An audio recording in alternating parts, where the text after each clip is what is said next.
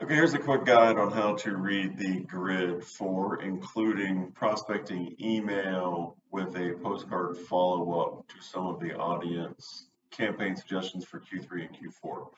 So taking the July 2023 prospecting postcard campaign as the control, I was able to establish some parameters on what an additional budget would look like and the testing options that we could come up with.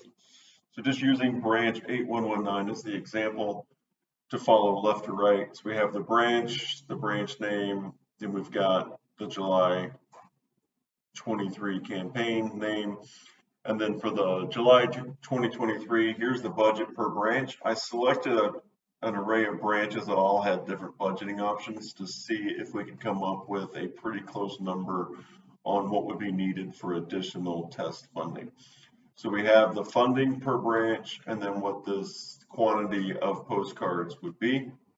So if you look at 8119, we had $5,000 and that came out just over 15,000 postcards that we mailed. Now inside the black mark going right, this is the testing campaign that we would like to add to the prospecting postcard program. So here are the zips that we sent the prospecting postcard to. Obviously, we did carrier routes within these zips, but for prospecting email, you can only do the full zip. So taking these zip codes and using the target of homeowners, homes built between 1900 and 2013, and a home value of the median geographical area and demo of 700,000 plus per home value. And if you look, each of the regions has a different value number matching what that area's median household value is.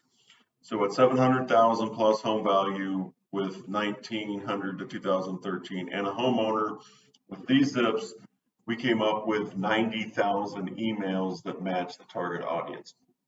Of those 90,000 emails, we were able to match almost 8,400 that received the postcard. So we had a 9% match back on the total email audience and over 50% match back on the postcard audience. And we would take this additional calculation to break out our testing program.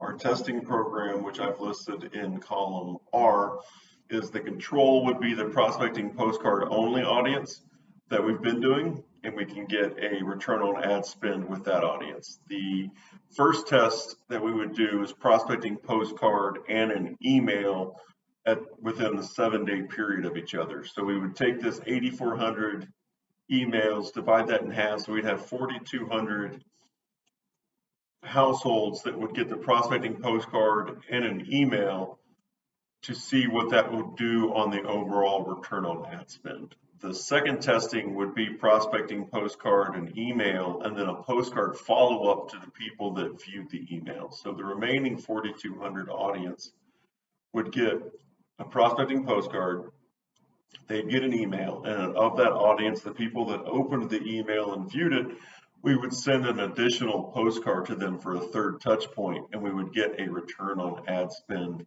from that. The third would just be an email and a postcard to the follow-up. So we would take this audience of 90,000, remove the 8,400, and select a percentage of that audience that we would want to email. And if they viewed the email, send an additional postcard, and we could get a return on ad spend from that audience as well. So coming up with 3 identifiable testing options within this campaign, looking at a cost that we could extrapolate that we would be able to understand what would be needed for the funding.